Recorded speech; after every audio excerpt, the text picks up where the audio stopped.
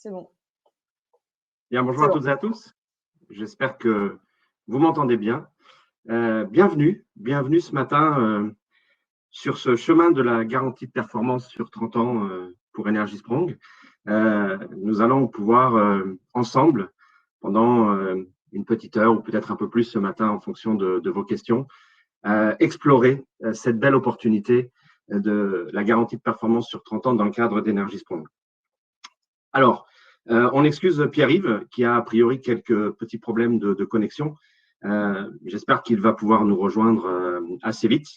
Et donc, je vais me charger de vous présenter le sommaire, les intervenants, avant de m'engager directement dans la présentation. D'abord, un grand remerciement, encore une fois, à toutes les équipes de Novabuild, d'Atlanbois, d'Atlanson, mais aussi l'équipe Energy Sprong, qui vous a préparé cette conférence ce matin. Et vous allez voir, on va découvrir ensemble de belles choses. Alors, vous savez qu'on s'inscrit dans un programme. Grand nombre d'entre vous ont déjà suivi un certain nombre d'ateliers. C'est le 6e aujourd'hui. Dans les conditions actuelles, eh bien, nous faisons preuve tous ensemble d'agilité et nous pouvons continuer à tenir, encore une fois, grâce à toute l'équipe, ces ateliers. Et donc, ce matin, c'est la façon d'anticiper la phase de garantie de performance sur 30 ans.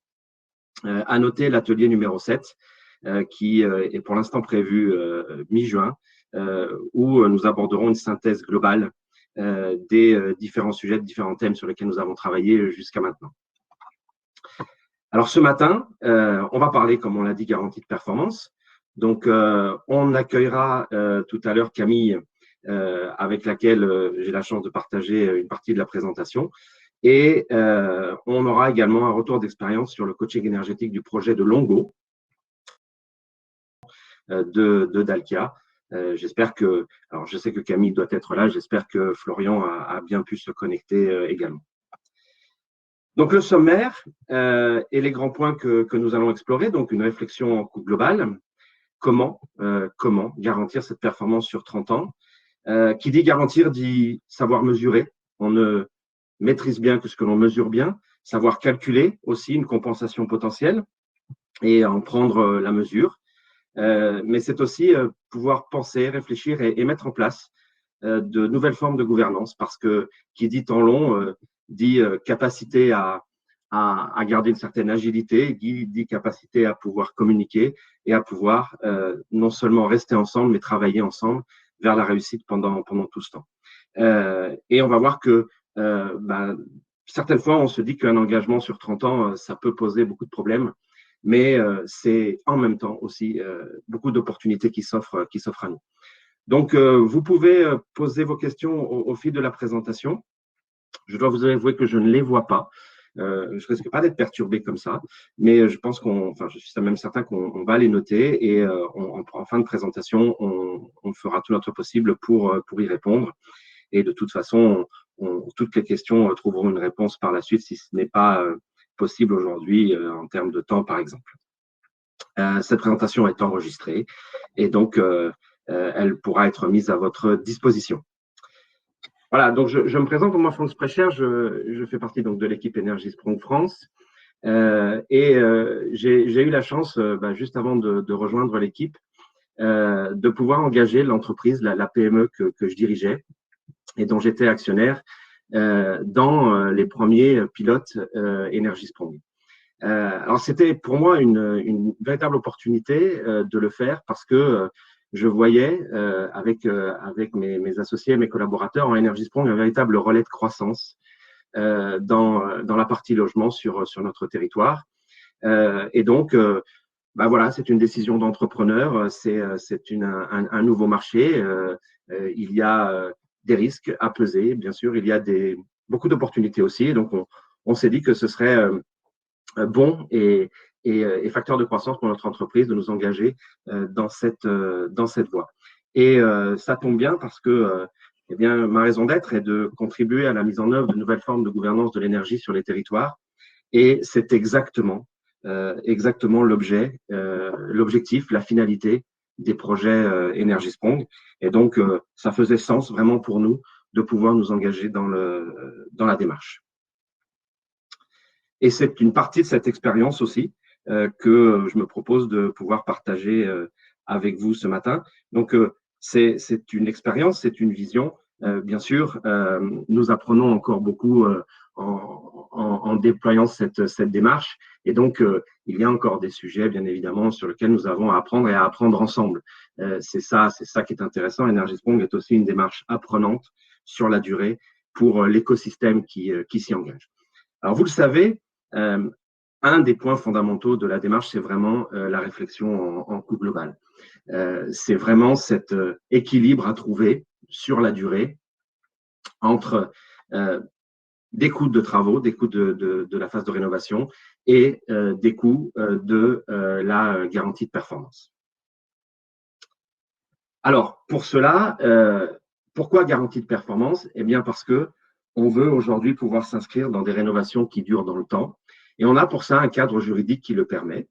Ce sont les marchés de conception, réalisation, exploitation, maintenance, les marchés globaux de performance, qui permettent de mettre en œuvre, d'aller chercher des objectifs de performance et non pas seulement des objectifs de moyens. Donc, on a plusieurs phases dans ce type de marché, la phase de conception, la phase de réalisation et la phase que je préfère appeler phase de garantie de performance. On va y revenir. L'exploitation maintenance est pour moi un terme qui veut dire beaucoup de choses, mais qui veut dire peut-être beaucoup trop de choses dans un monde ancien, même si c'est effectivement la dénomination de cette phase-là. Donc, c'est bien une phase de garantie de performance sur 30 ans dans laquelle on va retrouver un certain nombre de composants. Alors, quels sont ces composants? Donc, vous avez l'exploitation maintenance, en tous les cas la maintenance, l'entretien et la maintenance, mais pas que. L'entretien et la maintenance est une des composantes de cette phase, absolument indispensable, mais pas que. On va retrouver tout le reporting qui est nécessaire et le reporting auprès de toutes les parties prenantes de l'écosystème pour l'atteinte de cette performance. On va retrouver bien sûr la gestion de l'énergie sur la durée. Alors, dans ces différents flux, on a de la consommation, on a de la production, on a de l'autoconsommation potentiellement et des différentes énergies. Et puis, un des piliers fondamentaux d'Energy Sprong, c'est aussi l'accompagnement du locataire. L'accompagnement du locataire pour faire évoluer son expertise d'usage, lui montrer l'importance de ce que peut être l'énergie, lui montrer ce qu'est l'énergie et pouvoir avec lui faire évoluer ses comportements. Pour moi, c'est important. On ne cherche pas à changer les comportements dans un premier temps. Ça, c'est un peu prétentieux, je trouve. On va chercher à élever l'expertise d'usage du locataire. Et donc là, ça devrait, et ça induira, on peut le voir déjà, des changements de comportement. Alors, garantir la performance sur 30 ans, c'est aussi, et d'abord, des moyens techniques. Qu'est-ce que ça veut dire? E égale 0. Eh bien, c'est une consommation d'énergie réelle qu'on va prendre en compte, tous usages. Et ça, c'est important. On a l'habitude, jusqu'à aujourd'hui, de considérer les consommations de chauffage, de ventilation, d'eau chaude sanitaire. Dans Energy Sprong, on va vraiment considérer et prendre en compte l'énergie, tous usages du bâtiment. La garantie de performance, on la souhaite réelle. Le mot est souligné. On sait très bien que dans un certain nombre de projets qui sont aussi très vertueux, on mesure au début, et puis après, le fait est que la façon d'utiliser les installations, la façon de les maintenir, classique, fait qu'on n'a pas toujours la capacité de mesurer cette performance sur la durée. Et bien là, c'est vraiment très, très important. On veut connaître en temps quasi réel, ou en tout cas, on va faire un bilan sur l'année, mais on veut connaître en permanence toute la consommation d'énergie du logement, du bâtiment. On va le faire en individuel par logement. Dans le cas du collectif, on en considérera par bâtiment. On l'a dit, sur une durée de 30 ans. Ça, c'est très, très important pour encourager les parties vraiment à mettre en œuvre de nouvelles formes de communication, de nouvelles formes de façon de travailler ensemble. On prend en compte tous les usages et encore une fois, dans des conditions d'occupation réelles. Alors pour ça, il est important d'y réfléchir et dès le départ. à cette façon dont on va manager cette énergie. Et donc, le principe d'Energy Sprong, c'est dès la phase de conception, de pouvoir mettre en œuvre toutes les conditions, tous les moyens qui vont nous permettre de garantir cette énergie égale zéro sur la durée. Donc, la réduction des besoins de chauffage, donc c'est le principe que vous connaissez, que le principe de négawatt, en fait, c'est important. On va d'abord diminuer les consommations. Donc, c'est un principe de sobriété. On va vraiment diminuer les besoins, on va aller chercher un niveau passif. Ensuite, on va mettre en œuvre des équipements techniques performants pour optimiser les consommations. Alors, performants en termes de fonctionnement, mais aussi performants en termes de maintenance. L'enjeu est de faciliter la maintenance, on va y revenir, et on va mettre en œuvre une production d'énergie renouvelable locale pour atteindre le E égale 0. Alors, quand on dit production d'énergie renouvelable locale, ça ne veut pas systématiquement dire photovoltaïque sur le toit. C'est vrai qu'il n'y a pas plus local que le toit et que le photovoltaïque est encore, sauf erreur de ma part, considéré comme du renouvelable et qu'on voit que dans les premiers projets, c'est effectivement ce qui est réalisé. Mais Energy Sprong n'est pas électricité, n'est pas plus que gaz, plus que bois, plus que tous les types d'énergie. Et donc, c'est bien de la compensation par la production d'énergie renouvelable locale pour atteindre cet objectif d'énergie égale zéro. Donc, on va retrouver, pour pérenniser cette performance sur 30 ans, les 4 grands domaines qui la constituent. La maintenance, on a dit, c'est fondamental. Le coaching énergétique, l'accompagnement des usagers et des parties prenantes tout au long de ce chemin. La gestion de l'énergie, le suivi du E égale 0, l'analyse des écarts, la compréhension de ce qui se passe, et c'est le plus important, pour pouvoir mettre en place les bonnes mesures de correction potentielle. Tout en respectant bien évidemment l'usage des logements, il n'y a pas de méthode coercitive, et tout ce qui est numérique, tout ce qui est collecte et valorisation des données pour nous permettre de bien comprendre, d'échanger et de mener les bonnes mesures. Alors, on va avoir à réaliser certaines opérations de maintenance. Donc, le premier sujet, on l'a dit, pour atteindre cette performance sur la durée. Donc, on va s'attacher à regarder comment évoluent les composants, la façade et les composants de la façade. Donc, on va regarder les menuiseries, on va regarder effectivement comporte cette façade. On a bien sûr, lorsque c'est le cas, une toiture avec des panneaux photovoltaïques intégrés, par exemple. Donc, cette production d'énergie pour la compensation, on va avoir à en gérer l'entretien. Et la même chose pour les équipements de production et distribution de chaleur et de ventilation. Dans Energy Sprong, on ne dit pas forcément qu'on va remplacer les composants par du neuf. Ça, c'est un élément important. Voilà, l'objectif est que ce soit énergie égale zéro, donc on ait des équipements qui soient dans le cadre de la performance qui a été prévue et mise en œuvre au départ, mais on peut tout à fait prévoir de remplacer des matériels par des matériels d'occasion, mais parfaitement remis à neuf, voilà, qui vont atteindre la performance. Ça, c'est un élément important. On sait qu'on a l'habitude dans la maintenance de se dire, voilà, effectivement, on remplace systématiquement. C'est pas forcément une obligation dans Energy Sprong. Alors, pour optimiser la maintenance, on va faire des choix de conception. Et dès la phase d'étude, on va s'attacher à regarder comment faciliter cette maintenance. Alors, en limitant les opérations par des fréquences de déplacement, par exemple, on va s'attacher à avoir une bonne accessibilité des équipements. Souvent, on entend dire dans les logements, voilà, on m'a installé des VMC et aujourd'hui, on me dit qu'elles ne sont pas accessibles, que j'ai des difficultés de maintenance, nous rapportent certains bailleurs. En fait, c'est pas une question qui se pose dans Energy Sprong, puisque là, on va y réfléchir vraiment très en amont. Voilà, la durée de vie des équipements, est-ce qu'on s'engage sur des matériels qui vont plutôt durer un peu plus longtemps et peut-être dans des conditions économiques un peu plus élevées ou inversement en fonction de la disponibilité de pièces de rechange aussi ou des performances que l'on souhaite atteindre. Donc, toutes les compétences et les outils requis pour les opérations de maintenance, voilà, de quoi j'ai besoin comme compétences. Dans les compétences, on a aussi le suivi de l'énergie. C'est intéressant pour les techniciens ou les personnes qui vont intervenir d'avoir cette vision aussi globale. Et puis, tous les protocoles de communication pour les données qu'on va devoir mettre en place. Et tout ça dans le cadre d'une réflexion en coût global. Alors, on va définir les processus de maintenance.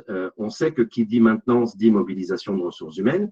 Qui dit mobilisation de ressources humaines dit un coût horaire et des déplacements qui peuvent être importants et donc venir impacter fortement le coût global. Donc, il est important de réfléchir à ces processus pour pouvoir les industrialiser et pouvoir faire peut-être un maximum de choses à distance. En tous les cas, pour caractériser le problème lorsqu'il y en a un, du mieux possible, et pouvoir donc optimiser les déplacements, voire ne pas les faire si on peut résoudre le problème ou anticiper le problème en amont. Donc, ça va nécessiter d'avoir un pilotage dynamique de ces opérations, un peu différent, avec un suivi à distance. On va avoir l'occasion de s'équiper d'un outil de gestion de maintenance qui sera connecté aux différents équipements. Alors, toute bonne entreprise de maintenance aujourd'hui dispose d'une gestion maintenance assistée par ordinateur, d'une GMAO. Il peut y avoir un intérêt à coupler celle-ci à une maquette BIM. On va prévoir également les différents changements d'équipement. Et là aussi, suivant la meilleure stratégie, en faisant appel donc à du remplacement à neuf et ou à du remplacement d'occasion et ou à des systèmes de rétrofit. Et on va avoir l'occasion aussi de possiblement faire monter en compétence les équipes. Alors, dans l'idéal, moi, ce que j'avais identifié, c'était la mise en place d'un centre de service dédié qui permettrait vraiment d'optimiser les opérations en atelier directement et d'en faire le moins possible sur le site pour pouvoir être opérationnel et efficace. Je vais passer la parole à Camille maintenant pour qu'elle puisse nous parler de la partie intégration et accompagnement des locataires. Oui, vous m'entendez? Oui. Bonjour à tous. Donc, comme vous le savez sûrement, lors des derniers webinaires, on a parlé de l'accompagnement locataire sur plusieurs enjeux, donc dépasser la peur du changement, par exemple, ou accompagner en phase de travaux. Donc là, aujourd'hui, je vais vous parler de l'accompagnement locataire pendant la phase donc, de garantie de performance. Donc, il faut savoir que le locataire est forcément au cœur du projet Energy Sprong, ce qui ne suffit pas de changer les équipements pour constater une baisse des consommations. Il faudra aussi l'accompagner donc à l'usage pour atteindre le E égale 0. Je veux bien que tu changes de slide. Ouais, merci. Donc, on a relevé deux enjeux principaux. Donc, si on se met dans la peau de l'occupant, le logement peut être premièrement mal utilisé, donc et du coup ne pas atteindre le égal 0. Il peut être mal utilisé parce que peut-être le locataire ne sait pas utiliser les nouveaux équipements, ou alors parce qu'il ne voit pas la différence avec les anciens équipements. Typiquement, ça peut arriver sur la ventilation double flux, où c'est plus la peine d'ouvrir pour aérer. Donc, le locataire, s'il ne se rend pas compte des changements de comportement, il va forcément mal utiliser le logement. Ensuite, une deuxième raison, un deuxième enjeu, pardon, c'est un risque de ne pas constater les économies pour le locataire. Donc, c'est le fameux effet rebond.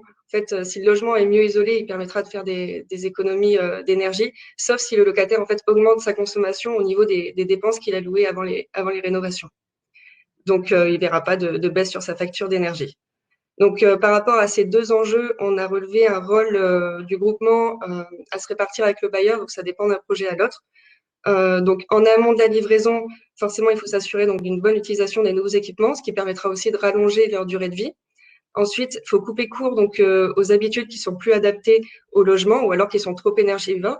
Et il faut les aider à respecter les conditions d'usage en termes de consommation de kilowattheures pour l'électricité, litres d'eau chaude consommés pour le CS et en termes de chauffage au niveau de la température de consigne. Et donc pour ça, on conjugue un accompagnement humain et des outils. On va revenir dessus juste après.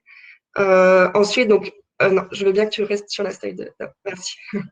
Donc ensuite, au niveau du rôle du groupement à se répartir avec le bailleur, on a aussi un rôle sur toute la durée de la garantie de performance des 30 ans. Donc forcément, ce sera moins en présentiel. Donc pour ça, on conseille de capitaliser sur l'outil de monitoring et d'optimiser encore plus les consommations d'énergie avec les occupants volontaires, donc pour maximiser leur reste à vivre. Voilà, je veux bien que tu changes de slide. Merci. Donc, nos recommandations par rapport à l'amont et à la livraison. ça peut être donc au niveau du coaching énergétique de faire un logement témoin. Pourquoi pas tester des solutions avec un panel de locataires, si flexibilité, donc encore sur les solutions, et donc de travailler à la compréhension de la facture énergétique, donc dès l'amont. Ensuite, on peut expliquer donc le fonctionnement des équipements et le suivi des consommations. Donc ça, il faudra prévoir plusieurs formations, un accompagnement humain avant et après livraison. Et ensuite, donc travailler sur les guides et les outils, comme on peut voir en illustration sur le côté, le guide, le carnet de vie du logement, par exemple, ou le guide du locataire. Et penser aux associations qui ont souvent un rôle de proximité et l'habitude de transmettre des informations. Donc les locataires pourront d'autant plus comprendre leur logement. Et donc sur l'accompagnement donc des 30 ans, voilà, merci.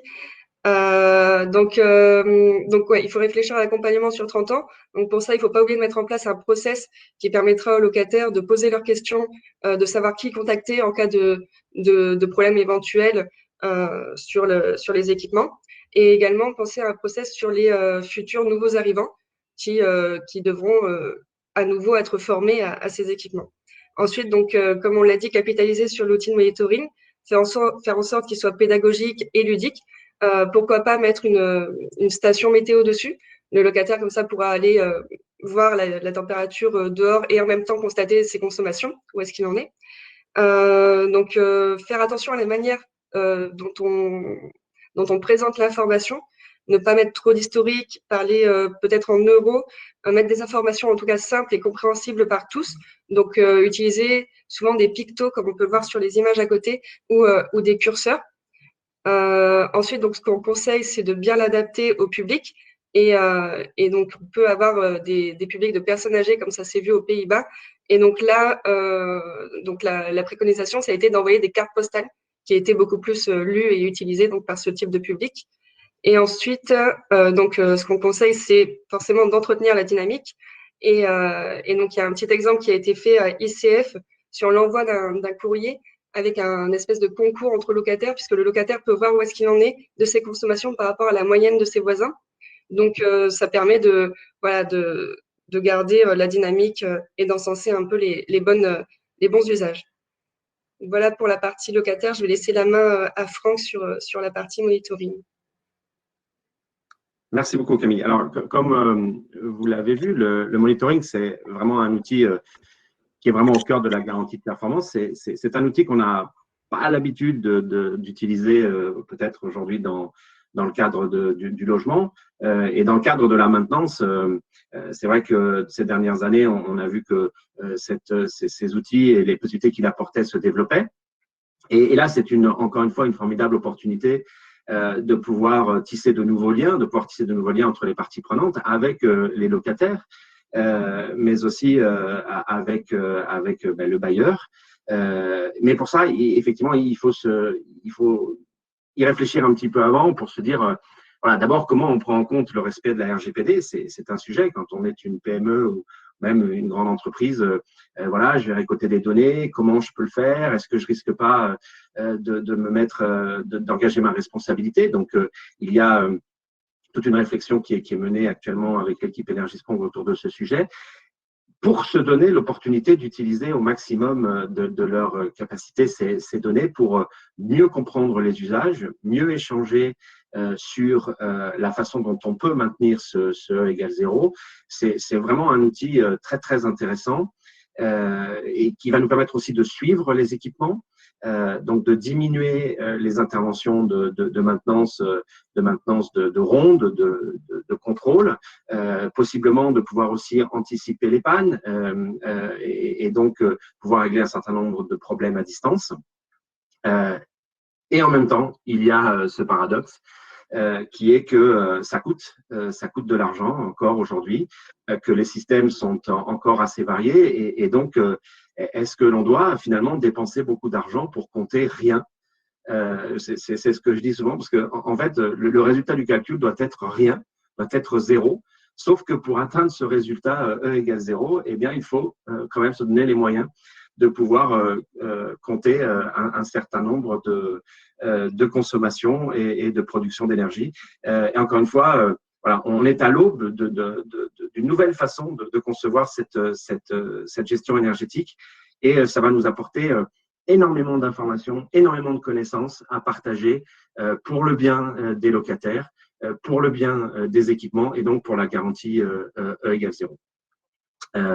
Et donc, ce reporting, eh bien, il est préférable, il est conseillé de le mettre en place avec les parties prenantes à partir des données réelles, comme on l'a dit, de consommation et donc de définir la façon dont on va pouvoir mesurer, dont on va pouvoir traiter ces données et pouvoir les partager entre les différentes parties prenantes pour eh bien, comprendre l'usage, comprendre le fonctionnement des installations et donc pouvoir être réactif et garantir ce E égale 0.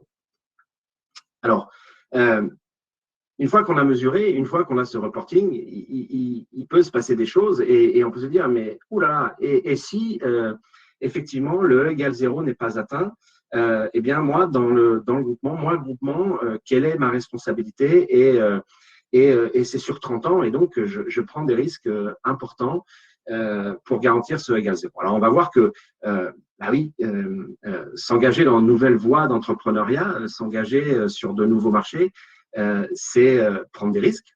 Mais voilà, les plus grandes réussites entrepreneuriales ne se sont pas passées sans prendre des risques. Et on sait que voilà, les chefs d'entreprise que vous êtes, les dirigeants d'entreprise savent prendre des risques. Et il n'y a pas de souci à partir du moment où, effectivement, eh bien, on peut les évaluer et on peut mieux les cadrer. Et il faut rappeler qu'il y a l'opportunité vraiment d'Energy Sprong, c'est de le faire ensemble.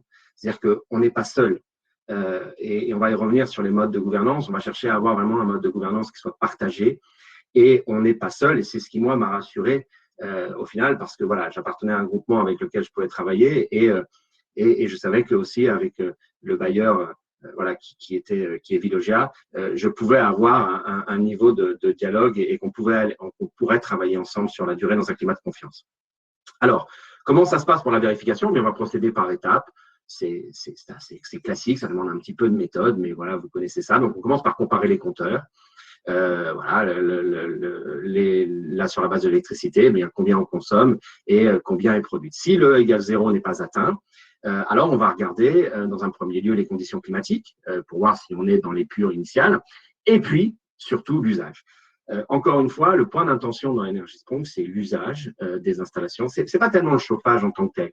Et on le voit, le chauffage est important, mais n'est pas un élément qui va faire basculer d'un côté ou de l'autre l'équilibre technico-économique de l'affaire. C'est vraiment l'usage qui est important et qui est intéressant. Et donc, on va le comparer par rapport à la situation de référence qu'on a établie en conception, une situation de référence réelle ou théorique en fonction de ce qu'on a pu établir. Voilà, là aussi, il y a différentes méthodes.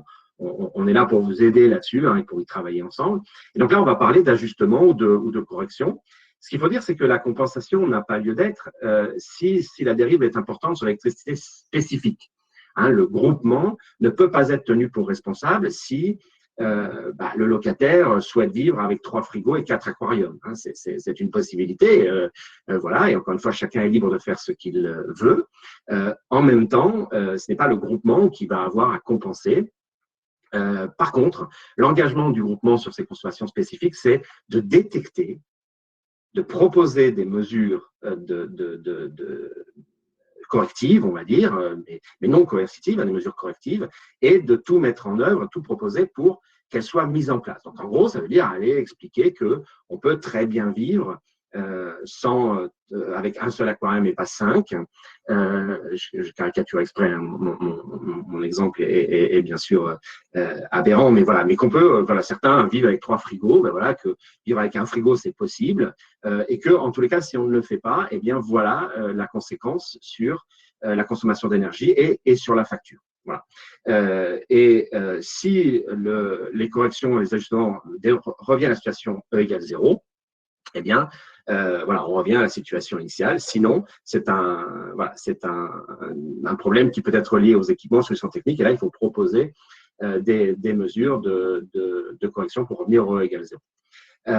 Donc, la garantie de performance implique une compensation financière quand l'objectif n'est pas atteint. Donc, effectivement, ça peut poser de grandes questions parce que, voilà, moi, entreprise, comment je vais appréhender ça et surtout, ce qu'on ne souhaite pas, c'est que ce soit appréhendé en phase de chiffrage et de conception de manière déraisonnable, puisqu'il se traduirait par des prix qui ne seraient plus cohérents et qui rendraient les affaires non viables économiquement. Donc, on a voulu partager avec vous une étude de cas vraiment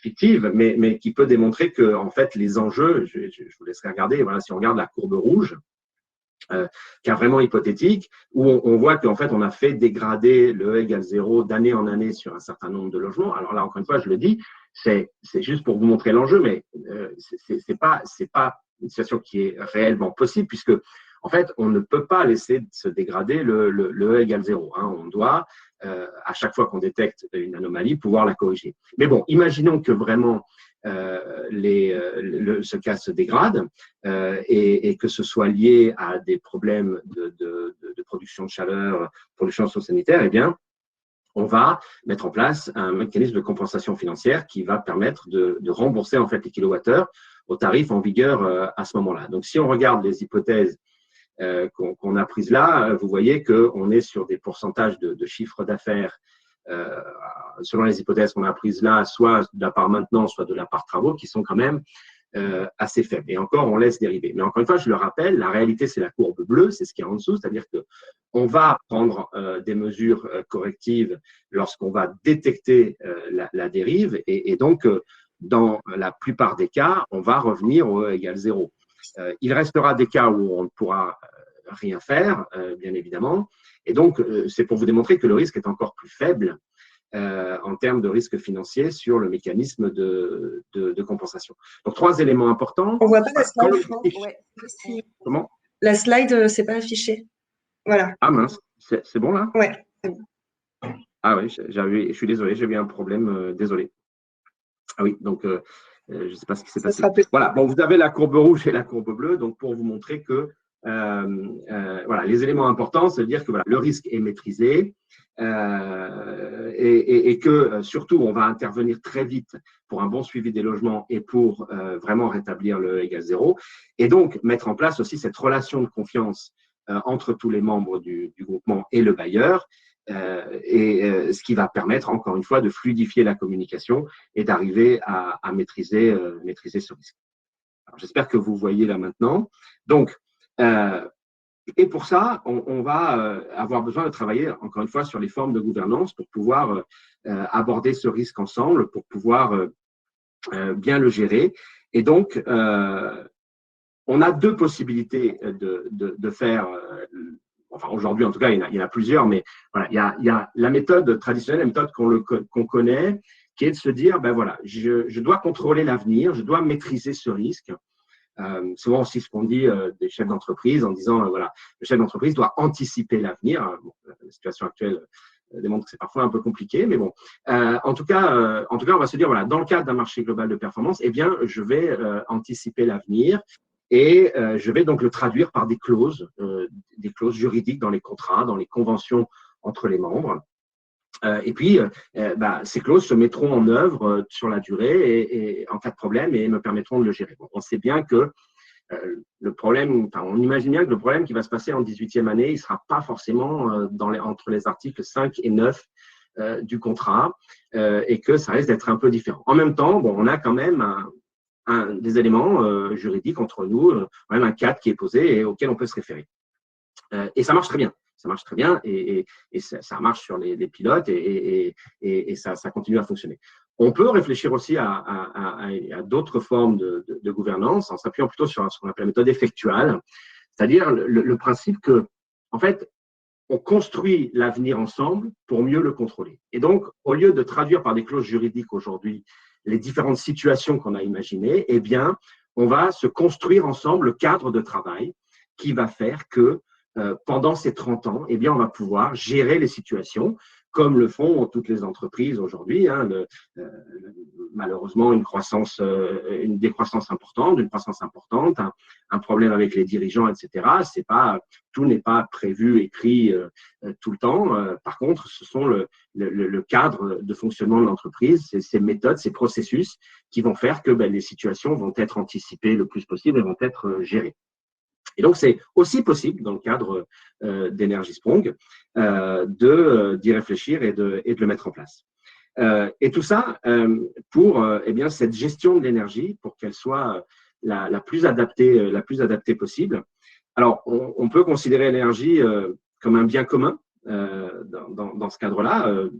Certaines fois, on peut aussi le considérer comme un capital immatériel, c'est-à-dire que c'est un capital qui n'est pas révélé. Mais grâce à Energy Sprong, on peut se mettre ensemble, toutes les parties prenantes, pour révéler ce bien commun, révéler ce capital et en faire de la performance. Et plus on pourra travailler ensemble, en discuter, en saisir les opportunités et aussi en gérer les risques, plus on sera rassuré sur la durée et il se pourrait que sur un malentendu, on puisse avoir même de bonnes nouvelles et qu'on puisse même gagner de l'argent tous ensemble. Grâce à cette méthode et grâce à Energy Sprong. Il y aura certainement des difficultés, mais voilà. Et ce qui nous réunit, c'est vraiment cette gestion de l'énergie, ce bien commun qui est mis finalement à notre disposition entre nos mains grâce à Energy Sprong et qu'on va pouvoir vraiment transformer en performance globale. Donc, c'est une gouvernance gagnant-gagnant avec des acteurs qui, c'est vrai, à la base, ont des intérêts divers, mais nous avons tous intérêt à mieux gérer ce capital énergie, à mieux le considérer, à mieux le connaître, à mieux l'apprivoiser.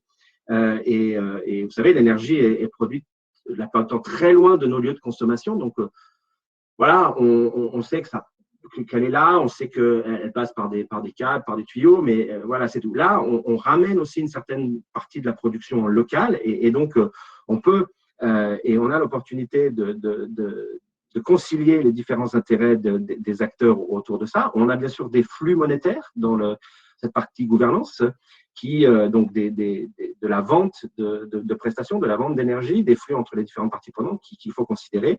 Et puis, on est dans un environnement que j'appellerais un environnement complexe. Donc, voilà, le gérer est peut-être un objectif. En tous les cas, naviguer et se donner les moyens de naviguer dans cet environnement complexe est à notre portée.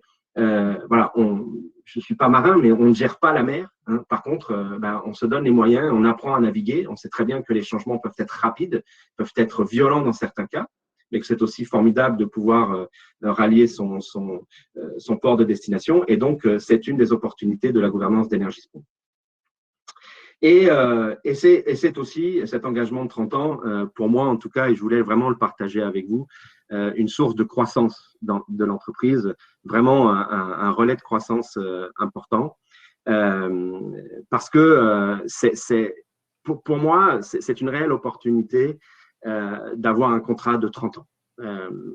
Aujourd'hui, on sait très bien au plan commercial, par exemple, ce que peuvent coûter une conquête ou une renégociation. Hein, c'est entre 3, peut-être 7 et 8% du chiffre d'affaires global à chaque fois de frais, d'engagement qu'il faut remettre sur la table tous les 4 ans, tous les 5 ans pour aller chercher un nouveau contrat.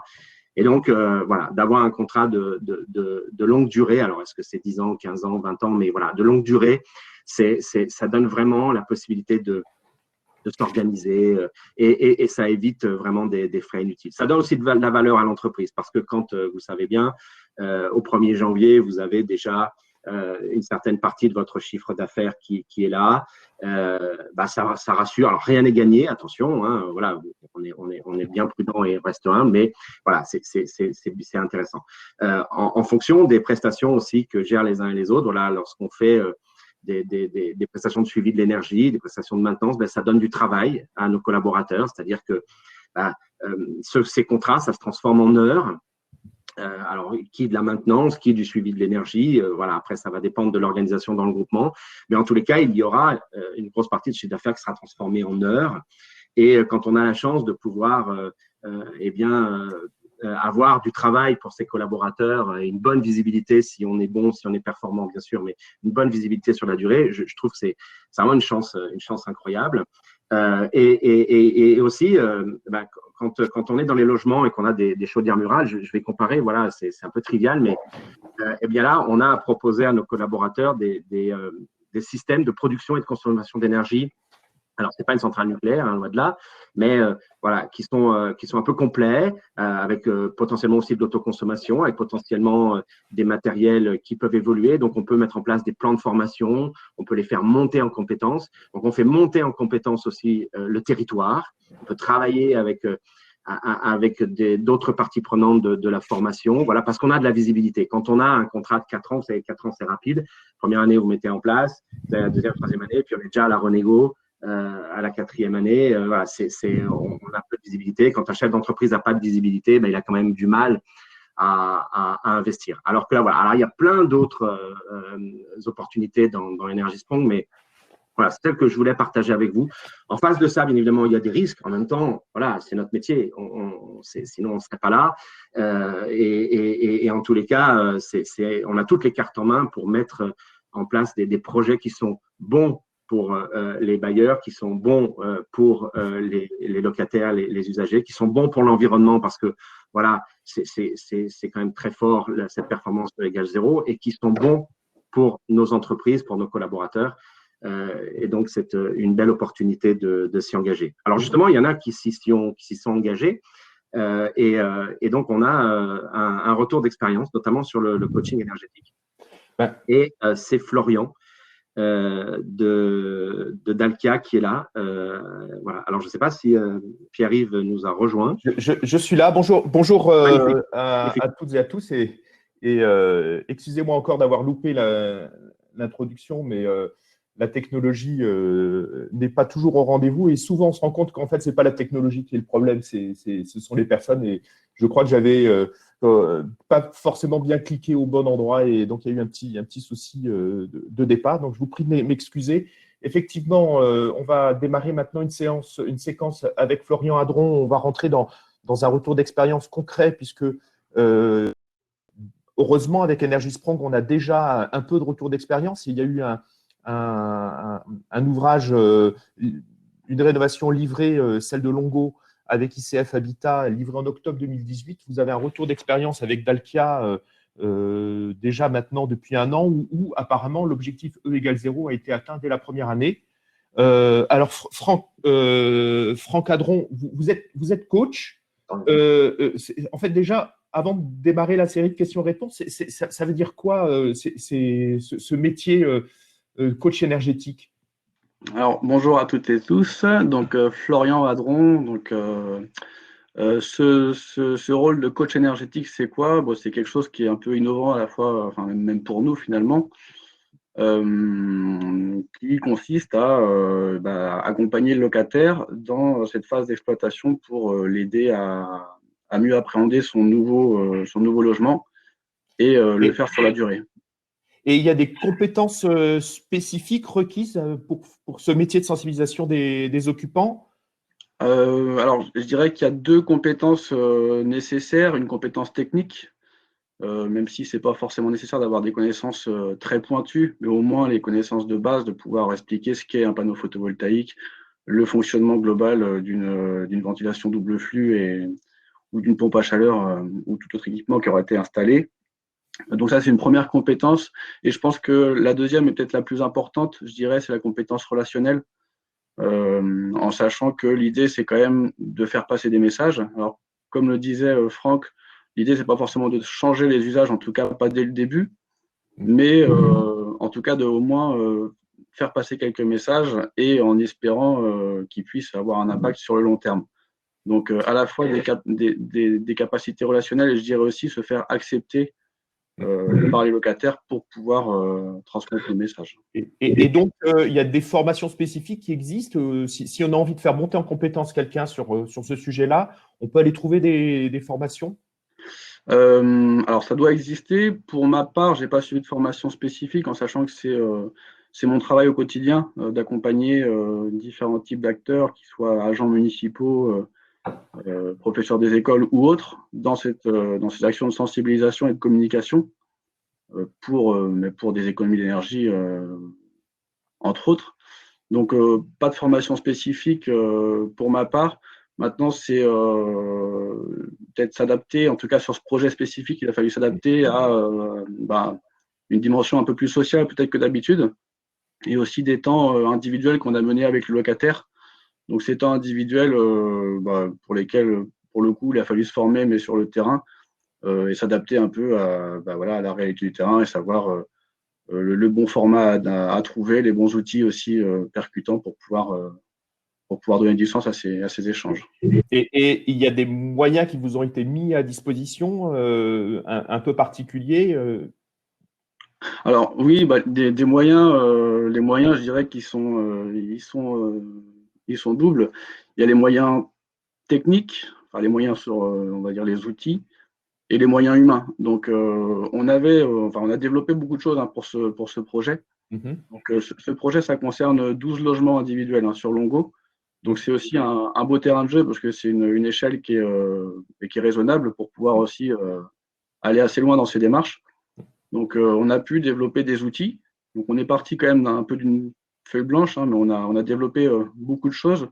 Des outils de suivi des consommations déjà très précis, donc qui distinguent les consommations, les différents postes de consommation, que ce soit l'eau chaude sanitaire, le chauffage, l'éclairage ou les usages spécifiques. On a mis en place des gazettes pendant la phase chantier pour commencer à préparer le locataire à ces nouveaux usages aussi liés à ces nouveaux équipements. On a mis en place un livret du locataire. Je voyais d'ailleurs qu'il était présent sur une des slides de Franck ou de Camille, je ne sais plus. Donc voilà, un livret très complet visant à synthétiser vraiment tout ce projet Energy Sprong. Les enjeux aussi sur les consommations, sur la facture qui va avec, expliquer aussi l'intérêt de ce projet et derrière commencer à parler d'éco-gestes, les fameux éco-gestes, de quelle manière, par des petits gestes simples, on peut utiliser au mieux ce nouveau logement. Et on peut avoir une idée des fréquences de l'intervention pour en fait commencer à évaluer le coût que ça peut représenter pour ceux qui veulent mettre en place un tel outil. Oui, alors chaque phase a son taux de fréquence. On a décidé d'intervenir assez rapidement dès la phase travaux pour que le locataire puisse identifier déjà la personne qui était le coach énergétique, donc moi en l'occurrence, pour qu'il puisse l'identifier assez rapidement pour que je ne tombe pas comme un cheveu sur la soupe en fin de travaux et dire voilà, je vais vous expliquer comment ça fonctionne. Donc voilà, une première rencontre des locataires en amont. Une permanence aussi qui était mise en place en phase travaux. Donc, on mettait une date tous les 15 jours où les locataires pouvaient venir et commencer à avoir des informations sur ces équipements. Bon, honnêtement, en cette phase travaux, l'intérêt, je pense, c'était vraiment d'avoir une personne sur place qui puisse identifier en sachant que cette personne allait rester par la suite. Mais les préoccupations à ce moment-là, ce n'était pas de quelle manière il ferait des économies d'énergie, mais plutôt à quel moment les travaux seront finis, à quel moment la toiture sera étanche, etc. Mais malgré tout, cette présence était importante, je pense, au début. Donc là, c'était tous les 15 jours en phase travaux. En fin de travaux, une réunion collective avec l'ensemble des locataires, suivie assez rapidement de rendez-vous individuels. Où là, pour le coup, j'ai rencontré chaque locataire individuellement. Je pense que c'est très important, à la fois parce qu'en collectif, on a moins les avis de chacun, les vraies questions de chacun, et puis c'est là aussi où on peut aller dans le détail. Donc ces rendez-vous individuels, c'était un petit questionnaire pour commencer, pour à la fois briser la glace et puis identifier les usages, comme je ne sais plus qui disait, mais déjà identifier s'il y a 6 frigos dans le logement, on sait à peu près de quelle base on part. Et combien il disait 6 aquariums, ce qui est déjà 6 aquariums, voilà, c'est ça. Donc voilà, voir de quoi on part aussi, combien il y a d'habitants aussi dans le logement pour pouvoir comprendre derrière les consommations. Parce que si sur le papier il y en a 2, mais finalement on se rend compte que les enfants viennent tous les week-ends. Voilà. Donc c'était aussi ça. Faire un premier réglage aussi du thermostat. Donc le faire avec le locataire et puis identifier aussi si on peut lui donner la compétence de le faire par la suite ou si finalement ce sera à nous de le gérer et puis en fonction de ce qu'il veut déjà et puis de ce qu'on identifie comme étant sa compétence technique pour le faire. Et après, vous renouvelez ça, cette visite-là, vous la renouvelez périodiquement dans le temps? Voilà, donc en fait, la première année, on est parti sur des rendez-vous trimestriels. Donc avec ce premier rendez-vous un peu différent, et derrière, donc ce document qu'on a pu mettre en place grâce à tous nos outils de suivi de consommation, qui se voulaient pédagogiques, qui synthétisaient sur une feuille A4 les consommations donc, de chaque poste de consommation, donc là où se situait le locataire pour son logement, c'est-à-dire combien de kilowattheures pendant ces 3 mois pour l'eau chaude, combien de kilowattheures pour ces 3 mois pour le chauffage, etc. Et mettre ça en comparaison de la moyenne des 12 logements. Donc sans vouloir mettre en place de système de compétition, on s'est vite rendu compte que finalement c'était assez percutant, à condition que ce soit bien expliqué aussi et bien commenté. Pas dire voilà, vous êtes dans le rouge parce que vous êtes mauvais, mais dire vous êtes dans le rouge, où est-ce qu'on peut aller chercher des petites améliorations, même si on sera toujours supérieur à la moyenne parce que vous êtes plus nombreux, parce que vous avez 6 aquariums, mais de quelle manière on peut… Et vous allez pendant 30 ans aller voir les gens tous les 3 mois? Alors là, pour le coup, en cette deuxième année, on est passé sur un rythme tous les 6 mois, donc semestriel de visite. Bon, même si là, avec la phase qu'on vit, on n'a pas pu encore aller sur place, mais dès qu'on pourra, on mettra en place les actions.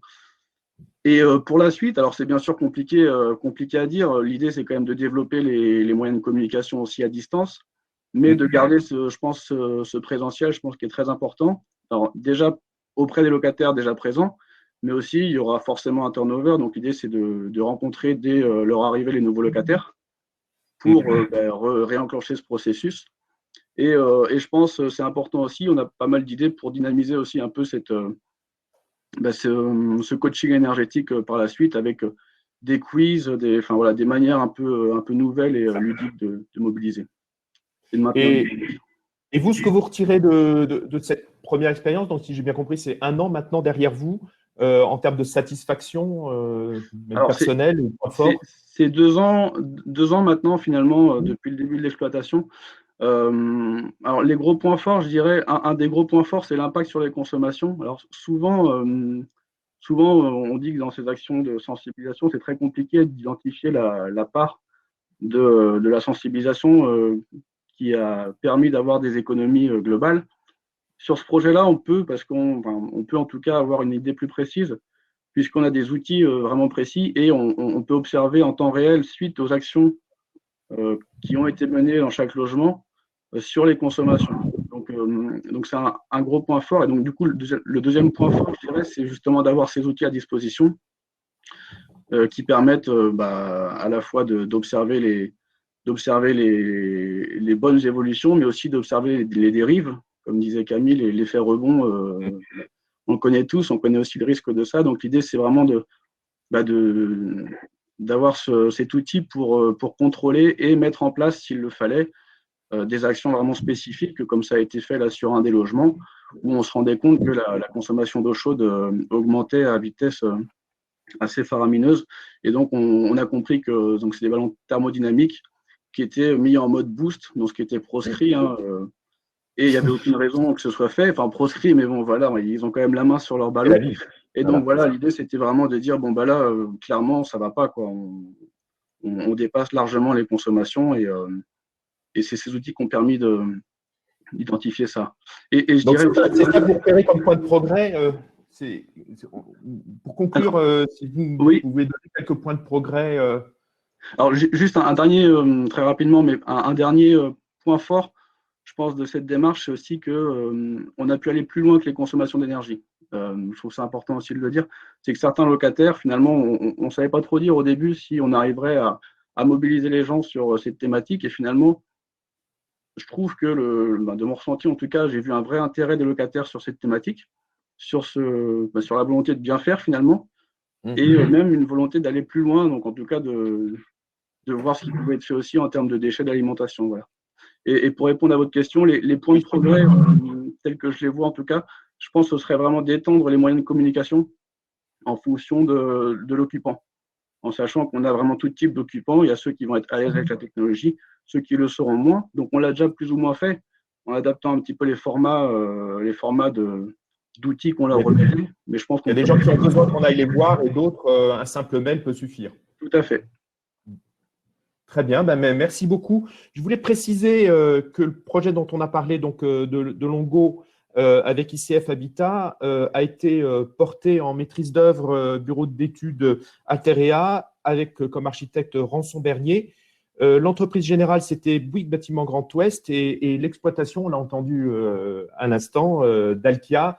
Vous avez un contrat de 30 ans. En fait, je n'ai pas compris exactement si la durée du contrat pour le moment, elle est sur 30 ans. Tout à fait, sur 30 ans. D'accord. OK. Merci beaucoup. Alors, on va rentrer maintenant dans une série de questions-réponses. Je demande à chacun des intervenants de rester avec nous parce que les questions vont être adressées aux uns et aux autres. Je vais essayer de les reprendre dans l'ordre chronologique. Donc, ce ne sera pas forcément un ordre thématique très structuré, mais comme ça, au moins, on va s'assurer que toutes les questions sont posées. Et la première question, je pense que ça s'adresse à Franck, mais tout le monde peut y répondre. En fait, est-ce qu'on va quand même continuer à avoir le droit d'ouvrir ses fenêtres? Ah non, absolument pas. Non, c'est condamné. Les fenêtres sont condamnées. Ah, c'est condamné. Non, bien sûr que oui, bien sûr que oui. Encore une fois, bien sûr, et encore une fois, il n'y a pas de restriction d'usage, ni de voilà. Il y a juste une démarche qui est mise en place pour prendre en considération les conséquences des différents gestes, apprendre à connaître l'énergie, à savoir quelles sont les conséquences sur les kilowattheures et sur sa facture des différents modes d'usage que l'on a. Alors, et dans le cadre on va dire, d'un contrat moral qui est le contrat Energy Sprong, c'est-à-dire c'est 21 degrés, donc on voit bien, on ne met pas 19 degrés parce que on sait très bien que 19 degrés, c'est difficile. Voilà, 21 degrés, c'est raisonnable. Dans le cadre d'une consommation d'énergie domestique, encore une fois, raisonnable aussi, avec tous les équipements nécessaires pour vivre correctement. Pour vivre correctement, voilà, parce que, encore une fois, j'ai un peu de mal, je ne sais pas comment m'exprimer, parce qu'effectivement, pour certains, avoir 5 télés, c'est vivre correctement. Bon, voilà. Mais en tout cas, c'est-à-dire, on ne porte aucun jugement. Chacun fait comme il a envie. Et puis, les retours d'expérience que l'on a, et même aux Pays-Bas, nous démontrent qu'en fait, on peut ouvrir la fenêtre, ça pose aucun problème. On peut ouvrir la fenêtre, il y a des fumeurs aussi, et voilà, c'est bon. Et que en fait le point de vigilance il est vraiment sur la consommation domestique et sur la consommation d'eau chaude sanitaire comme on l'a dit là, mais non, on peut bien sûr ouvrir la fenêtre et on peut vivre comme on veut. Alors, merci beaucoup. Peut-être la prochaine question s'adresse plus à Florent. Comment est-ce que un opérateur comme Dalkia, mais n'importe quel autre, on a vu, on a tous vécu ces 2 derniers mois une crise qui était imprévisible. Comment on fait pour rassurer les bailleurs, les occupants sur le risque de disparition de l'entreprise? Alors peut-être que c'est Franck qui va répondre ou Florent. Vous, dans votre contrat, comment vous avez rassuré en cas de personne n'est garanti à vie. Dalkia, c'est une entreprise solide, a collé un grand groupe, mais comment est-ce que vous garantissez auprès du bailleur votre pérennité? Oui. Je pense que je vais avoir du mal à vous répondre à cette question, sachant que je ne suis pas forcément en lien avec lui en direct. Peut-être que Franck aura une meilleure réponse. Alors en fait, merci pour cette question, parce que en fait, c'est effectivement une question fondamentale. Mais comment voulez-vous que je vous garantisse que je ne vais pas être racheté ou que je ne vais pas disparaître? En fait, ce que je peux vous garantir et vous demander, c'est que nous puissions mettre en place ensemble le cadre de coopération, sachant qu'un contrat classique d'exploitation tel qu'on les connaît n'est pas un contrat de coopération. Pour moi, c'est travailler ensemble, c'est collaborer vers un objectif commun et encore, mais c'est certainement pas coopérer. Donc en fait, si on met en place ensemble, au sein du groupement, mais aussi avec le bailleur, un cadre de coopération, ça va nous permettre et de confiance, ça nous permettre d'anticiper les sujets et bien une défaillance d'entreprise ou un rachat, ça fait partie de la vie, et donc à nous de nous organiser. C'est au bailleur de penser que ça peut arriver et certainement de s'y intéresser, parce qu'une des attitudes pourrait être de dire mais moi je regarde pas ça parce qu'en fait c'est pas mon problème, le groupement se débrouillera peut-être, en même temps peut-être que pas, et donc en fait le principe c'est surtout de mettre en place un cadre de coopération en place pour qu'on puisse anticiper ces sujets et qu'on puisse les gérer, voilà. Alors après il y a un mandataire dans le groupement. Il n'y a rien d'écrit de contractuel.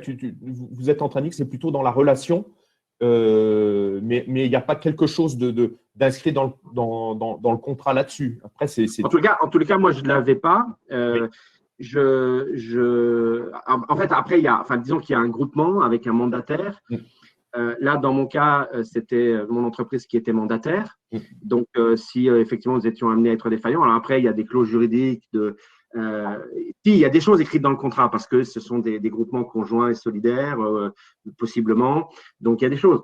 En même temps, il n'est pas écrit comment on va faire dès le lendemain avec les collaborateurs, avec les prestations, etc. Donc, oui, il y a des choses contractuelles, il y a des choses qui sont anticipables sur les formes de groupement, sur les conventions de groupement. D'ailleurs, j'encourage vraiment les entreprises et les bailleurs à partager la convention de groupement dès le début, à travailler ensemble sur ce sujet pour voir comment tout ça va s'organiser pendant 30 ans. Oui, il y a des choses qui sont écrites dans les marchés. En même temps, le cadre de coopération est important. Alors, on va parler un peu d'argent, si vous êtes d'accord. Le coût de ce coaching pour le bailleur, que ce soit on a une solution interne qui a été externe qui est proposée. Est-ce qu'on a une idée de ce coût et du coup, évidemment, étalé sur les 30 années? C'est simple, vous prenez le nombre d'heures qui sont prévues fois 50 euros. Et dans ce cas-là, ça vous donne un montant, mais qui ne veut rien dire. Qui ne veut rien dire parce que, mais la réponse, c'est celle-là. C'est-à-dire, c'est un coût qui est, oui, important, mais qui est à la hauteur de l'engagement et qui est absolument nécessaire. Encore une fois, Energy Sprong, c'est une réflexion en coût global. Donc, celui-là, il est vraiment facile à calculer. Florian, dans son entreprise, il a ce qu'on appelle un coût horaire standard. Voilà, donc il prend ses heures, multiplie, et puis voilà. Sauf que tout est interlié, on est dans un système complexe, et donc il faut vraiment avoir cette réflexion en coût global, parce que le coaching va dépendre du monitoring. On en a plus, on en a moins, il y aura plus de temps ou moins de temps, va dépendre de plein de facteurs. Donc, en fait, il faut vraiment le voir en coût global. Et se projeter dans la durée avec ce global pour atteindre la performance. Et c'est ça qu'on va regarder. Et toujours sur la question du coût, tout ce qui est instrumentation, suivi, le matériel, et y compris les questions d'hommes. Alors là, vous avez fait une réponse sur le nombre d'heures, mais est-ce qu'on peut, par exemple, calculer en pourcentage du gain ou en pourcentage des travaux pour pouvoir en fait faire une évaluation globale de ce coût d'instrumentation? Alors, le coût d'instrumentation est pour moi une préoccupation parce que, encore une fois, ces matériels sont entre guillemets, sont chers encore aujourd'hui. Pour équiper une maison Energy Sprong, ça va rapidement coûter 1500, 2000 euros, peut-être un peu moins, mais ça reste quand même un coût très élevé. Ensuite, ce sont des matériels qui sont peut-être fragiles. Je sais que nous, voilà, on a équipé les locataires de tablettes, donc ce sont des matériels qu'on va être amenés à remplacer. Et ensuite, il y a des coûts d'abonnement. Donc, pour moi, c'est vraiment un axe de travail. Alors, on y travaille dans l'équipe Energy Sprong vraiment au quotidien et avec les entreprises. J'étais encore avec les entreprises en début de semaine sur ce sujet parce que là, on a vraiment un axe d'amélioration. Un axe aussi de rendre ces données plus accessibles, plus facilement, parce que c'est à chaque fois des systèmes différents. Je comprends. Hein. En même temps, voilà, on a cet enjeu-là pour vraiment améliorer ça, le rendre plus accessible et diminuer le global. Ça reste cher. En pourcentage, voilà, je vous l'ai dit, c'est pour équiper une maison, c'est dans ces eaux-là, c'est plusieurs centaines d'euros en tout cas. Et ensuite, il faut maintenir ces matériels. Les abonnements, c'est vite quelques euros par mois de transmission de données. Donc, c'est d'un point d'attention et c'est d'un point de travail. On a des pistes, mais c'est un point de travail important. Voilà, l'humain, c'est facile, c'est le nombre d'heures prévues. C'est voilà, 1 heure dans chaque logement fois le taux horaire. Hein. On passe à un autre sujet sur les usages. Ça revient un peu peut-être à la question de la fenêtre tout à l'heure. Est-ce qu'on est en capacité, par exemple, de standardiser, d'élaborer, contractualiser une standardisation des usages propres à chaque occupant? D'abord, est-ce nécessaire et est-ce que c'est faisable?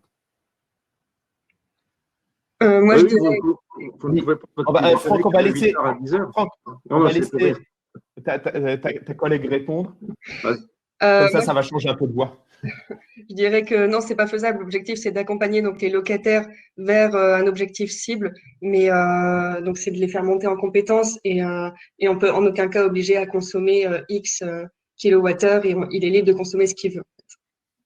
Et c'est à ses frais s'il consomme plus que l'objectif cible. Très bien. Et dans la même logique, le nombre d'occupants dans un logement évolue avec le temps. Moins, plus, beaucoup plus à certains moments, beaucoup moins. Est-ce que ça, c'est standardisé aussi? Est-ce que c'est prévisible? Comment est-ce qu'on s'attache à cette question-là? En fait, donc là, actuellement, le logement donc, est prévu E égale 0 pour un certain nombre de consommations, kilowattheures ou litres de CS par jour.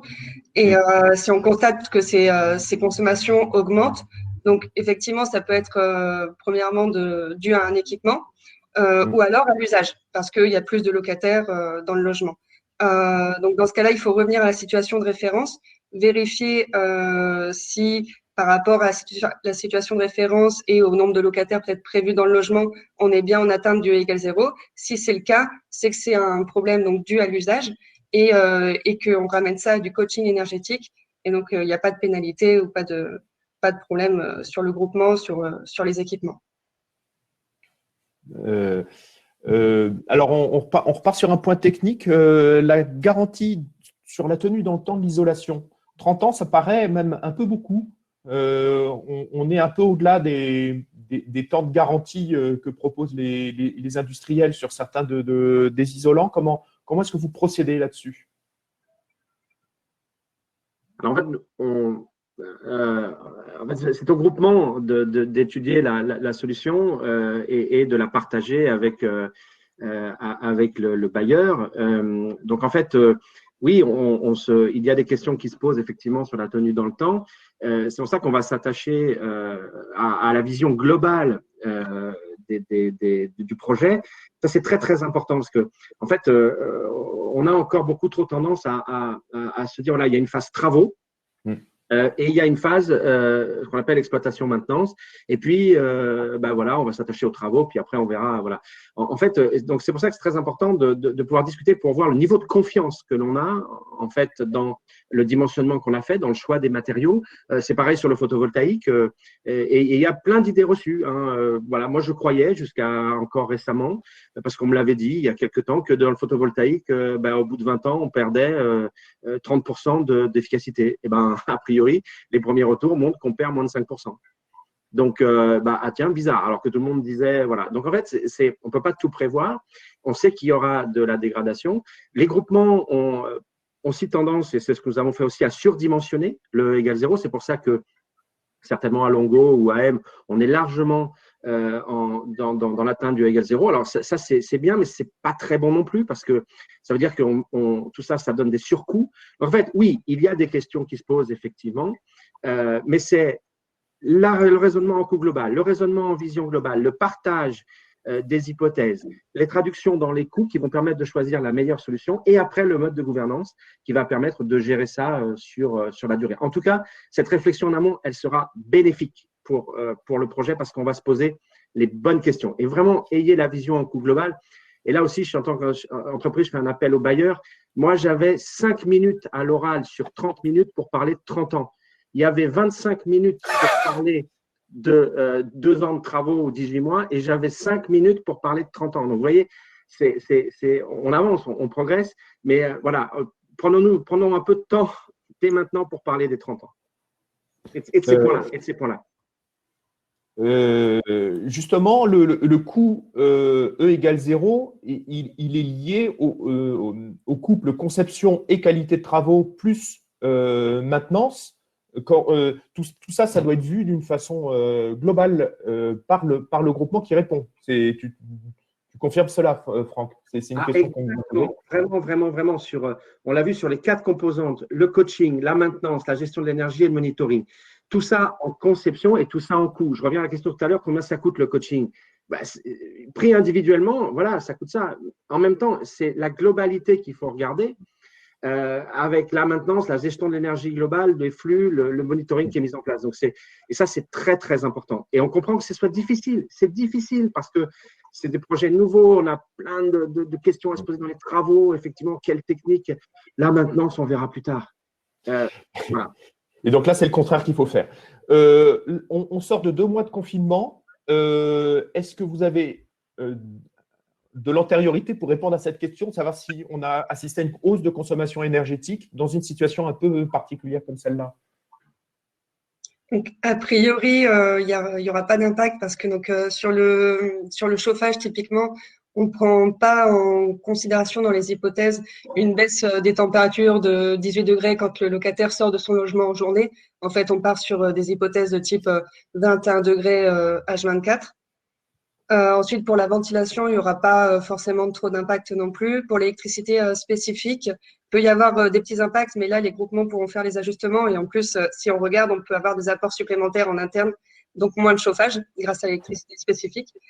Et donc, pour l'ECS, il n'y aura pas forcément d'impact, ou alors léger, puisque donc, voilà, il peut y avoir plus d'utilisation d'eau. Mais par rapport à un changement d'usage auquel on s'attend aujourd'hui, par exemple une augmentation du télétravail, ça veut dire donc une augmentation de l'occupation et du temps d'occupation dans le logement, ça peut avoir un impact sur le long terme. Non, ça impactera simplement l'électricité spécifique, mais il n'y aura pas forcément d'impact trop important. Et là-dessus, les groupements peuvent faire les ajustements, en fait. D'accord. En fait, c'est vraiment ce qu'on constate, si je peux. On parle de résilience aujourd'hui. Comment apporter de la résilience au territoire et de l'autonomie? On est vraiment au cœur du sujet. Avec un projet comme Énergie-Sprong où on produit de l'électricité en local et où on met en place toutes les conditions de la résilience, eh bien, on voit en fait que dans ces opérations, cette résilience, elle est là. C'est-à-dire que les impacts sont vraiment lissés et sont vraiment amortis par la conception globale de la solution. Et ça, c'est vraiment intéressant. Une question peut-être pour Florian. Est-ce que des sociologues vous ont aidé dans le cadre du coaching? Alors oui, pas spécifiquement pour ce projet, mais ça rejoint la question de la formation. C'est sûr que des formations en sociologie, j'en ai suivi auparavant, et c'est vrai que c'est une dimension importante pour ce type de projet. Tout à fait. Une question sur les données. La mise en place de monitoring est source de production d'innombrables données. Est-ce que vous avez… Alors, est-ce qu'on peut exploiter ces données en dehors de l'objectif qui est le nôtre de E égale 0? Et est-ce que vous êtes… Est-ce qu'il y a une valeur à ces données et est-ce que les groupements peuvent aller creuser cette valeur? Ça, ce n'est pas une question qui a été posée, mais moi, c'est une question qui me taraude. Et puis, est-ce que vous avez des recommandations pour simplifier la gestion de ces données, le cadencement des mesures, des abacs un peu particuliers pour pouvoir travailler sur ces données? Ça vous laisse sans voix. Je ne sais pas si Camille… En fait, il y a une question d'éthique, il y a une question, il y a la RGPD qui protège et heureusement et qui est là pour… Et donc ça, c'est vraiment à prendre en compte parce que, encore une fois, moi, j'y comprenais rien et pour un chef d'entreprise, on a souvent des bonnes intentions, mais qui parfois peuvent avoir des conséquences qu'on n'imagine pas. Et donc, il faut faire très attention à ça. Ensuite, il y a une question d'éthique. Quoi qu'il en soit, ces données ont de la valeur et ont de la valeur maintenant et cette valeur va augmenter dans le temps. Et donc, c'est encore une fois une formidable opportunité de se poser la question. Et là aussi, c'est drôle les réactions. Vous avez certaines parties prenantes qui disent « Ah non, moi, j'en veux pas. Je ne veux pas. J'ai personne pour traiter ces données chez moi. Donc, les bailleurs, par exemple, non, j'en veux pas. Ça doit rester dans l'entreprise, etc. » Vous en avez d'autres qui disent « c'est fort intéressant. » Et ça peut me permettre de mieux comprendre comment vivent les gens, quelles sont leurs aspirations et comment les aider encore à mieux appréhender leur logement. Et donc, je n'ai pas les moyens maintenant, mais demain, je veux… Voilà. Donc, il y a une vraie réflexion aussi qui peut être menée, si on a le temps et si on le prend, mais en amont à se dire, voilà, on va avoir à notre disposition une véritable base de données vraiment importante. Qu'est-ce que je veux en faire? Pourquoi je la veux? Et donc, dès en amont aussi de la dimensionner. Aujourd'hui, il y a encore beaucoup de réactions qui sont « Non, mais c'est pas grave, on verra plus tard. » Et puis, finalement, voilà, ça pose des problèmes après dans leur gestion. Moi, j'encourage vraiment à y réfléchir et à se dire, on a cette opportunité, comment on peut la gérer au mieux? Très bien. On a pas mal parlé, et en général, on parle de l'hiver, mais on sait qu'aujourd'hui, c'est plutôt l'été qui peut poser problème. Et on a entendu par moments des gens dire, bah, si on a réglé le problème de l'hiver, on a réglé aussi le problème de l'été, ce qui semble quand même un peu une facilité de langage. Est-ce que vous avez commencé avec les différentes rénovations qui ont été faites à avoir un retour d'expérience suffisant pour savoir quel est le confort d'été dans les ouvrages qui ont été rénovés récemment? Voilà, excusez-moi. Et confort d'été, qualité de l'air, confort visuel, qualité de vie, espace de vie, etc. Donc, parlons du retour d'usage. Moi, j'allais voir les témoignages des locataires, aussi bien à Longo que AM, et AM, on l'a constaté, c'est le confort d'été est absolument exceptionnel. Exceptionnel, on l'a vu parce qu'on a réceptionné les logements au début de l'été. Et c'était le premier constat et le sourire des locataires et leur satisfaction par rapport à ça. Donc, et pour moi, c'est un point fondamental. Alors après, qui donne débat sur tel ou tel type de matériel. Voilà. Mais on voit que même, voilà, puisqu'on parle de ventilation, par exemple, simple flux, double flux. Bon, on voit qu'à Longo, avec de la simple flux, ça marche très très bien déjà. C'est sûr qu'AM avec de la double flux, c'est juste exceptionnel. Voilà. Après, c'est toujours encore une fois un coût global, un équilibre à trouver. Voilà, on peut pas dire voilà, on va décréter qu'on va faire comme ça, mais c'est clair que c'est une préoccupation fondamentale et qu'il est indiqué de la traiter correctement. Et peut-être pour le retour d'expérience sur Longo, c'est une bonne question. Hein. C'est d'ailleurs une des premières qu'on a posées aux locataires à la fin des travaux et après quelques mois de recul. C'est savoir comment ils vivaient leur logement après ces travaux. Et à l'unanimité, hein, tous ces conforts qui sont cités dans la question, là, voilà, le confort est meilleur aujourd'hui qu'il l'était avant.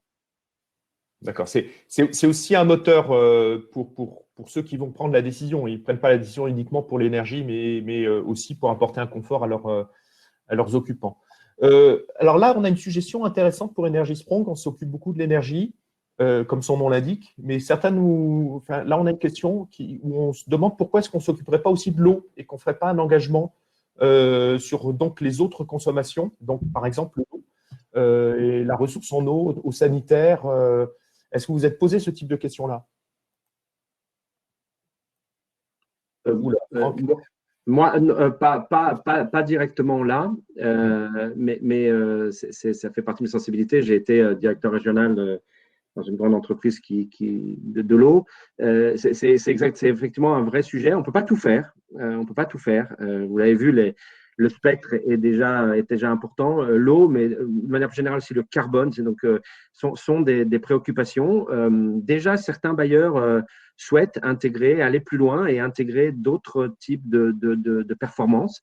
Mais oui, très, très pertinent. Merci pour ces suggestions.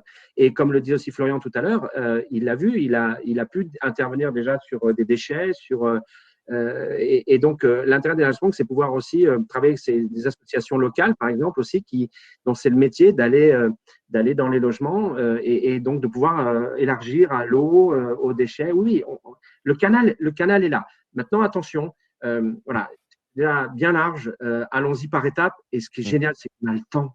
On a le temps. Et ça coûte de l'argent. Ça vaut de l'argent, ça vaut cher, c'est précieux. Et on a le temps. Et donc, on peut envisager ça, bien évidemment, sur la durée. On doit peut-être. On va terminer dans quelques secondes. Je garde deux questions. Il y en a une sur le coût. En fait, je pense que ça a été dit, mais la question revient là-dessus, sur le coût approximatif par logement du projet Longo, le coût de construction. Donc, on en reste souvent là quand même. On a besoin d'avoir ce type de coût-là, le coût de construction, même si en fait le coût global d'une opération Energy Sprong va bien au-delà du coût de rénovation. Est-ce que tu peux redonner ces montants-là à Longo, par exemple? Est-ce que vous les avez? Franck ne bouge plus. Est-ce qu'il y a un petit souci technique? Non. Je n'ai pas directement en tête les coûts à Longo. Peut-être Florian les a. Moi, je les ai pas en tête. Vous avez une idée des coûts? Non, je ne les ai pas non plus en tête. D'accord. Quelqu'un d'ICF. Donc, si on peut quand même regarder ça, alors sauf si c'est secret défense, ça on ne le communique pas, mais si au moment de l'envoi des différents documents, on peut avoir ça peut intéresser. Et donc, moi, il y a une dernière question que je trouve intéressante. Là, il y a un travail qui est fait avec des bailleurs sociaux, et en particulier en Pays de la Loire, il y a un engagement global et collectif des bailleurs sociaux porté par leur union régionale. Mais en définitive, vous, au quotidien, chez Greenflex, vous devez vous poser cette question de comment on sensibilise les maîtres d'ouvrage, les bailleurs sociaux, mais peut-être demain aussi des privés, à engager une opération comme celle-là. C'est quoi les arguments que vous donnez pour enclencher un mouvement comme celui-là qu'on a tous envie de voir s'élargir avec le temps? Alors, je ne sais pas si je réponds. Oui. C'est vis-à-vis des bailleurs, mais en fait vis-à-vis de toutes les parties prenantes. Oui. C'est de vraiment s'inscrire de manière sociétale dans la transition énergétique. C'est-à-dire de vraiment changer de ce qu'on dit, changer de paradigme, vraiment passer de rénovations qui sont régulières, mais qui sont de performance vraiment très variables, avec plutôt des moyens qui sont mis en œuvre, à une véritable garantie de performance sur la durée, de pouvoir passer de projets à chaque fois différents à des produits que l'on peut mettre en place et de pouvoir donner accès aux habitants à un bouclier énergétique dans un logement dans lequel on est fier d'habiter, dans un logement beau, confortable, rassurant pour la famille, et tout en maîtrisant les coûts et en ayant une garantie sur la durée.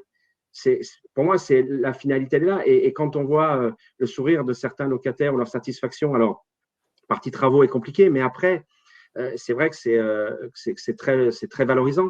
Et donc, c'est ça, c'est vraiment s'inscrire dans cette transition, réellement changer d'état et pour offrir des logements beaux et confortables avec un bouclier énergétique garanti. On va en rester sur ces mots-là. Donc, Energy Sprong, c'est offrir des logements beaux, confortables, rassurants, avec une maîtrise des coûts. Et je donne rendez-vous aux membres du club Energy Sprong Pays de la Loire à notre prochaine rencontre qui se déroulera dans quelques semaines. Vous recevrez les messages qui vont bien pour vous inscrire. Merci à toutes et à tous et à bientôt. Merci. Merci.